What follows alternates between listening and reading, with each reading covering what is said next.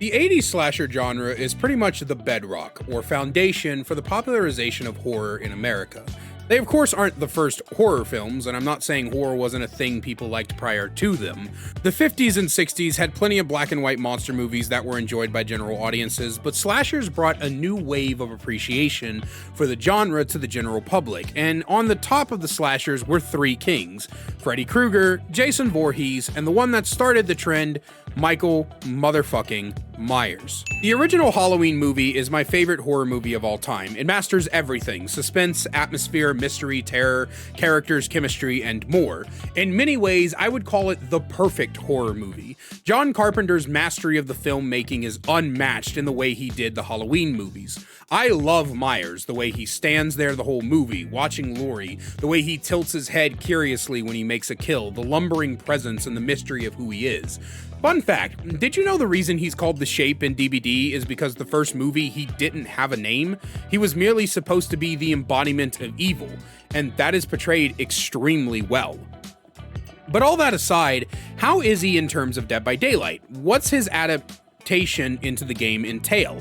Well, today we are going to take a look at everything: Michael's lore, themes, power, gameplay, perks, add-ons, and more. Check your screen for time codes, and remember, this is a largely auditory experience, so feel free to just listen if you wish. And let's jump into Michael Myers, otherwise known as The Shape. From the very conception of this series, I mean, before I even wrote the first word of the Trapper analysis, I wondered how the fuck I was going to do the lore section for Licensed Killers. Like, am I actually going to sit here and give you an entire breakdown of the lore from which they came? Don't get me wrong, for something like the Halloween franchise, I could easily squeeze a 2+ hour video out of all the bitching I'm capable of for how greedy corporations ruined what is one of the best, if not the best, slasher antagonist of all time. From retcons to reboots and declarations of timelines non-canon. 5 and 6's incel rape storyline to Busta Rhymes busting a roundhouse kick on Michael fucking Myers. It's all so ridiculous, it completely destroys the integrity of the character. He's not Freddy Krueger or Chucky. Humor doesn't belong to Myers. He's not Jason either. Nothing Myers does is outlandish or over the top. He's quiet and efficient. He's the stalker, the shape, a quiet and ever-looming presence of pure evil. And I became so disenfranchised with the various sequel timelines that I don't even know how many movies are in this stupid fucking franchise anymore, or how they end. I heard they finally killed Myers in a recent movie with 120-year-old Jamie Lee Curtis reprising her role as Laurie. Guess the timeline where she died doesn't count either. What I will say is I did quite enjoy Rob Zombie's first iteration. The look into Myers' psyche from the experience of his childhood was cool to see, and I think the reimagining of Myers as this monstrous man was quite cool. I never saw the sequel, but from what I've seen in retrospectives, it had some white horse vision thing, so not even the coolest fuck reboot can escape the bastardization of the character. And this is just a general summary of how I feel based off what I've seen. In future videos, or even for this one, I'd have to get my hands on the source materials and experience them before I could even begin to write these videos. But that's all unnecessary. What matters is the way the game portrays them. So for licensed characters, expect lore sections to either be short or missing entirely, because what I'm far more worried about isn't whatever piss poor excuse they have for having this character in the fog, it's how they are portrayed and how close they are to their sources. Or to put it more simply, how do the themes stack up? I am prepared to say that there is not a single character in this game, licensed or otherwise, that has better thematics than Michael fucking Myers. And rather than doing my normal thing of just kind of summarizing everything, I'm going to walk you through almost all of them. The power. Myers' power works in 3 tiers. Tier 1, the silent stalker, the distant watcher. This represents the first act of the original film as he cautiously watches Laurie from a safe yet close distance. You can't see him, and when you do, you feel like it's a trick of your imagination. You can't feel his presence, but at the same time you can. It's an uncanny feeling you're being watched. Tier 2, the encroaching threat, representing the kills leading up to the final fight with Myers. Now, he's a shadow, moving from place to place, taking down everyone with a sudden lurch from the darkness. He's still taking his time, however, playing around. These are just the practice. Tier 3, the climax, the moment when Myers is at its most deadly. Everyone and everything must die, and he ensures the death will be swift. He is a monster, unstoppable as he moves faster and with purpose. The perks. Play with your food, save the best for last, and Dying Light are all represent the countdown to the confrontation with the final girl. We stalk her from a distance. We let her get away so she may live in fear. We slowly kill the people around her so her sanity wanes. We use the people who protect her as practice so that when we get to her, she'll be easier to kill. Vomori. We don't need theatrics. The feeling of the knife as it slides in and we lock eyes with our prey, feeling the life leave their bodies as we hold them by their throat. And when they are finally limp, we toss them to the side like the garbage they are. The animations. Myers is stiff and unnatural. He's human, but not quite. The way he moves, the way he stands, the way he turns, it's all uncanny and terrifying. The add-ons. They're a range of personal effects that represent not only key moments from the movies, but also for Myers himself. Things like Judith's tombstone or the pieces of hair, the dead rabbit that he killed in his childhood, and more. And man, I could go on and on and on. The music, the terror radius, the feeling. At the end of the day, you are playing Michael fucking Myers. Regardless of everything I'm about to say in the next section, there is no licensed character in this game that feels more like you are playing as them. Many come close, but none hit the nail on the head as well as Myers does. If I could give this shit a 10 out of 5, I would. But to keep the integrity, we will go with 5 out of 5. The most 5 out of 5 you can possibly be. God, I love the themes of this character. In Dead by Daylight, there's a lot of things that hold killers, who would otherwise be sort of okay or mid-tier, back from being in those placements. One of the main ones is called the time sink. Characters who need time to set up and get to where they need to be are often held back because of that wasted time. Unknown and Nemesis are two examples of killers who sit in lower tiers than they would be if they didn't have to waste time making you vulnerable to their power. Deathslinger would be far higher if he didn't move at 110. Hag would probably come close to A if she wasn't a trap-based killer, and Myers... well, Myers would still be trash, but he wouldn't be as trash if it weren't for the massive time sink he has to put into getting his power to what I can only describe as a barely usable state. Myers' power is the evil within. You have 3 tiers to your power, each one powering up your attributes as you go up in the tiers. In tier 1, you are undetectable. You move at a pathetic 4.2 meters a second, which is the slowest walking speed of any killer outside Nurse, and even then she has her blink, so technically he is the slowest killer in this form. His lunge is also decreased to 0.2 seconds instead of the normal 0.3 seconds, which is a lot larger than you think. It basically means your lunge goes somewhere between the length of a gnat's dick and the amount of distance equivalent to the e-girls lining up to peg me, which is less than 0. His volt speed is the same, but who cares? Vaulting his killer is 99% of the time useless unless you have speeds based on vaulting. Speaking of, Tier 2 Myers gains a 16 meter terror radius, but he moves faster at a default speed of 4.6 meters per second, which is the standard around killers. His lunge is greatly increased, overcoming the basic 0.3 seconds and becomes a 0.5 seconds. The vault speed becomes 1.48 seconds, which is under the time it takes for a survivor to slow vault. Myers is one of the few killers who can base kit get faster vaulting speeds. Finally, Myers reaches tier 3, the Mac Daddy, the M1 killer of M1 killers. For 60 seconds, every survivor on the map is exposed. You move at 4.6 meters a second with a 32 meter terror radius, and you have a massive lunge of 0.6 seconds with a vault speed of 1.275. Tier 3 lasts for a 60-second duration previously mentioned before reverting to tier 2. You can enter tier 3 up to 7 times in a match, and we'll get to that in a moment. You would think hitting tier 3 would be the game changer needed to turn matches around, but unfortunately, not only does it take way too long to hit it, but the short 60-second timer is far too restrictive, leaving you in positions where you might get 1 or 2 downs, but rarely will you be able to capitalize further. Unlike other slugging killers such as Twins or Oni, who can slug multiple people and return to the original slug in a hurry to capitalize on the slug, Myers is just a normal walking killer with no additional speed. This often means he needs speed boosting perks in order to make him even remotely useful in this mode. And don't forget, you succumb to the same weaknesses as every other M1 killer. Pallets, safe loops in general, long loops, large and multi-level maps, inability to split pressure, and more are all things that are not solved by the seeming power of the tier 3.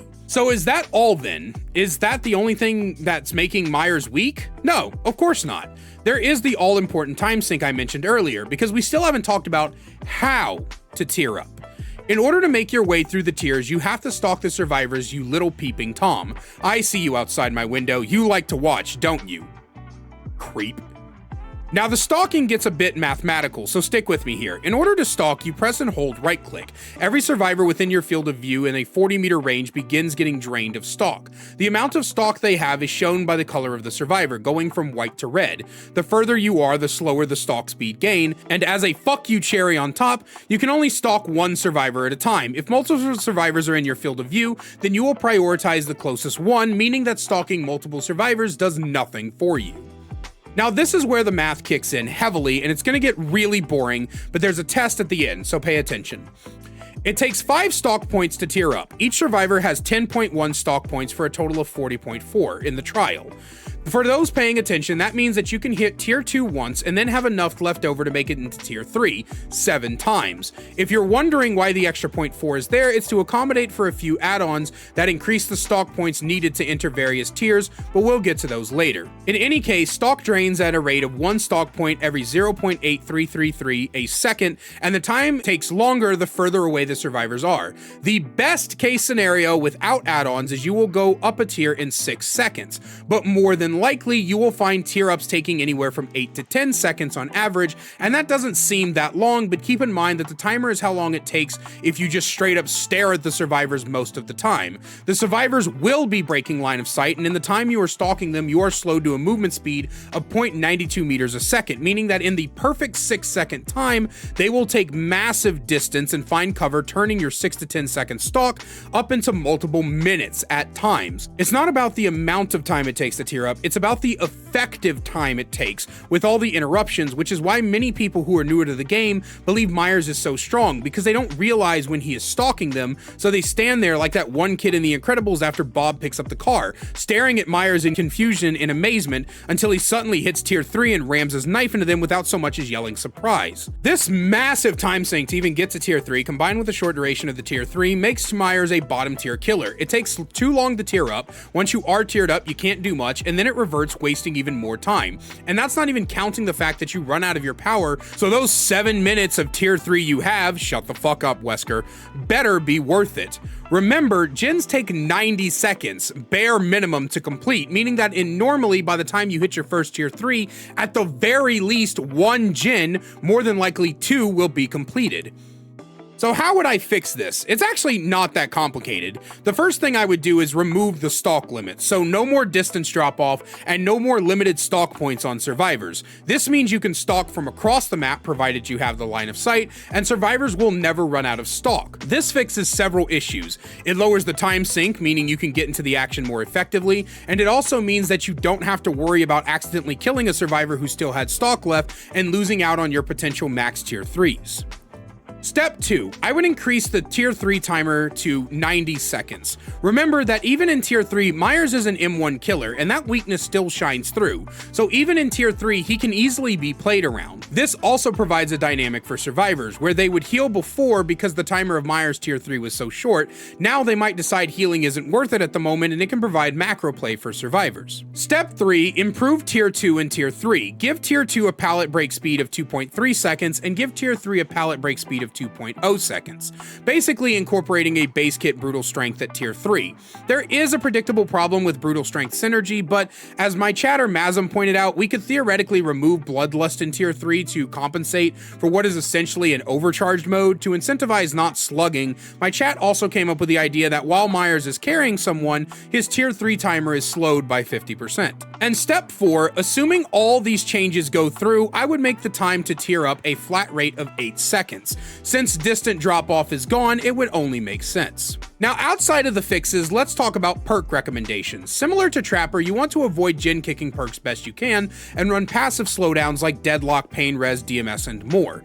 Undetectable and stealth perks will give you an edge as tier 3 has a base 32 meter terror radius, and you are an M1 killer, so your chase potential is fairly low. That's why we run things like Bamboozle, Blood Favor, and Brutal Strength. Outside of very few hexes, you can't protect them or patrol them effectively, so forget Pentimento. Exhaustion perks are your biggest weakness as an M1 killer, so perks that cause exhaustion are your bread and butter. Finally, a few slugging perks like Infectious from Force Hezi combo and Deerstalker Knockout will help you with consistent map pressure. Finally, let's talk skill floor and skill ceilings. Myers' skill floor is bottom tier low because all you need to do to get value is hold right click. From there, it's a matter of knowing how to M1 properly, which is a base skill every player should have. His skill ceiling, however, is also bottom tier low. You simply don't get that much power from Myers as is, and to be honest, his reliance on perks and add-ons and even maps is far too high. For a moment, let's theorize we did all I said to fix Myers. What tier would he sit in? Honestly, he'd probably still be low C because outside of giving him some form of chase or anti-loop, he can never go higher. But as he stands now, he sits in the F tier, only beating out Trapper because he doesn't have the potential to leave his power on the other side of the map. As for playing against him, it's fine. It's rather boring. Similar to Trapper, his counterplay is so simple and watered down that who honestly cares? The only truly frustrating thing about him is Tombstone, but we'll get to that in a couple of sections. At the end of the day, I give Myers a 1 out of 5 for gameplay and power. It's boring, weak, uneventful, and the only thing saving it from a 0 is the thematics of it. Can't get enough daily Dead by Daylight content? Then check out my second channel, The Kaiser Extras, where I upload gameplay footage, me reacting to your Dead by Daylight clips, and more. We also have a new short that goes live every single day, so you can catch up on all the greatest clips from stream. We'll see you over there. Link is in the description.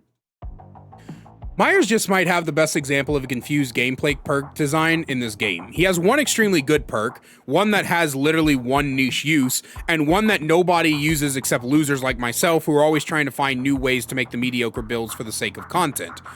Let's go through them. Dying Light. Every time you hook someone who is not the Obsession, gain a token up to a max of 11 tokens. For each token, non-Obsessions suffer a penalty to repairs, healing, and sabotaging speeds of 3% for a max of 33%. That 33% won't ever happen though, because on the 11th hook, everyone who isn't the Obsession is dead, by the way. These penalties only occur if the Obsession isn't dead. However, your Obsession is unaffected by this penalty and instead has a 33% permanent bonus to unhooking and healing others. So you're basically punished for even equipping this fucking perk. I could see if the Obsession got a bonus based off the amount of stacks you had, kind of like inducing the opposite effect on them, which would be my first change, but my second change would be that once the Obsession dies, it simply locks in the stacks and the other survivors suffer from its penalty from the rest of the trial. Red bars are scary to survivors, but the truth is that by the time you get to any meaningful stat count, you've already won the game anyway, so even with my change, you simply wouldn't run this perk anyway. Play with your food. Each time you chase your Obsession and let them escape, which means don't hit them, then you gain a token up to a max of 3. Each token gives you 5% haste, but performing either a basic or special attack, not even hitting those attacks, just doing them removes a token.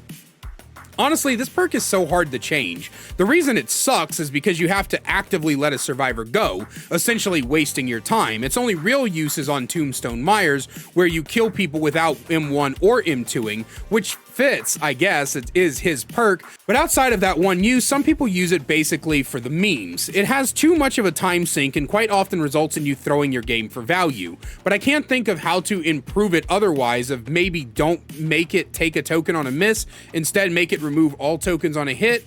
I don't know, it's a weird perk. Finally, we have Save the Best for Last, a perk that people say was nerfed, but it wasn't. Not in a significant way, anyway. Every time you hit a non-Obsession with a basic attack, you gain a token up to a max of 8. Each token then decreases your basic attack hit cooldown by 4%, up to a maximum of 32%, and hitting your Obsession with either an M1 or an M2, even if the M2 doesn't damage, like Artist's Crows or Pinhead's Change, loses you 2 stacks. The reason I say this nerf wasn't really significant is because you weren't using this perk on M2 killers anyway. Some people used it on Demogorgon, but I'm sorry, I just don't think that was enough to warrant a nerf to the perk. If they were going to nerf anything, they could have just nerfed the number, bringing it down to 3 or 3.5% reduction. But even with the nerf, it's still an S tier perk, one of the best killer perks in the game, hands down. For overall perk design, I give behavior a 2.8 out of 5, if only because I have no idea what can be done with play with your food to make it not shit that wouldn't completely break it, and so I can't dock too many points for that. But Dying Light is atrocious, and the way they nerf save was the wrong way to go about it. I also hate how it removes stacks even if you don't damage the obsession, which is really, really dumb. The Myers add-ons, while thematically perfect, fall mostly flat both gameplay and philosophical-wise. We return to the mostly raw number increase variant of add-ons. Most of the add-ons really only provide meme potential, sorry Scratch Mirror fans, are too weak to mean anything, or are complete necessities to making him not feel like a hulking pile of shit. Most of these add-ons can be fixed by simply moving the numbers up a bit, like some of the tier 3 duration add-ons, but others, like the stock movement speed add-ons, need completely different effects. I appreciate the creativity in things like Scratch and Vanity Mirror, both providing different playstyles for the character, and the 2 greens that increase stock speed are almost necessary to play Myers at any kind of meaningful rate. But let's talk about what you guys really want to talk about: the Tombstone piece and Judith's Tombstone add-ons. Both of these add-ons do the same thing, allow you to instantly kill a survivor from any hook state while in tier 3. Tombstone piece pulls you out of tier 3 the moment you perform the action, and Judith's Tombstone makes you 9% slower, bringing you down to 104% killer, which is around 4.1 meters a second if I'm doing my math right, and I never do my math right. That's why I got my GED. In any case, both of these add-ons appear to come with heavy downsides to complement their insane upsides. However, these downsides can be mitigated with perks and other add-ons, and oftentimes are. When you build around the Tombstone add-ons, their downsides mean nothing, so there is nothing but upsides. Most people's problem comes from the fact that you can be tombstoned even if you are never fed the Myers stock. Which is kind of true. If you are using the Judith's add-on, then Myers has to drain almost 3 full survivors of stock before he gets tier 3, but with the Tombstone piece, he still enters the tier 3 at the same rate. I also noticed when I played Nothing But Myers for like a week straight when I was farming his Man in the Bush achievement that survivors aren't as aware of your presence as they think they are, and sometimes someone would come into stream or cry at the end of the game chat about randoms feeding me, and I'd have to tell them that they were completely drained of stock and they fed me as well, a fact which they would take with all the tact and maturity of a nice guy throwing a temper tantrum because the big titty blonde girl who's in a committed 4-year relationship won't ditch her douchebag boyfriend to give the nice guy like him a chance. But that's not to say I don't understand the frustration on some level, as nearly every time I've faced a Myers, it seemed like I never saw the Myers, and then I'm just the first one tombstoned because fuck you, that's why. It doesn't feel good, and I get that. However, I would say removing Tombstone or reworking it is a bad idea. In a sea of raw number increases and status effect add-ons this game has, the Tombstone add-ons are among some of the best designed. In my opinion, it should be that you can only tombstone a survivor you've completely drained of stock, and then maybe increase the time it takes to fully drain a survivor of stock. In my remake world where survivors have unlimited stock, just have a little meter around the survivors' portraits and make it to where you have to stalk each of them for a set amount of time before you can tombstone them. It'd probably also help let survivors know before he tombstones you that he has tombstone, but I don't know how to do that without indirectly nerfing the character. The final thing about the Tombstone add-ons is y'all need to stop saying Myers is with Tombstone is A or S tier. Even with Tombstone, he's still an M1 killer, guys, but I will grant you that it does bump him up to the mid to high C tier. At the end of the day, I'll give behavior a 3 out of 5 for add-on design. It's not bad, but it's not amazing. There's some creativity on display, and there's some other dog shit, but that's okay. At the end of the day, Myers is a bottom tier killer. His themes, while perfect, don't distract from how utterly worthless he is as a character. Only dedicated Halloween fans and masochists main this character. His final score comes out to a 2.95 out of 5, which is honestly higher than I expected. Myers is a terrible character for gameplay, and I can only hope that there is some kind of rework on the horizon dedicated to keeping his insane thematic design and improving upon his shit gameplay. My 3 favorite things about Myers would be his Mori, his thematic design, and the hilarious slow turn he does. My 3 least favorite things are literally everything else, except save the best for last. That one's kind of cool. But I want to know what you think, so let me know in the comments down below. And as always, a great big special thank you to my channel members listed on screen now. If you want to find out how to become a channel member today, get awesome perks like seeing videos early, merch discount codes, and more, then please click that join button down below. I love you guys so much, and I will see you in the next one.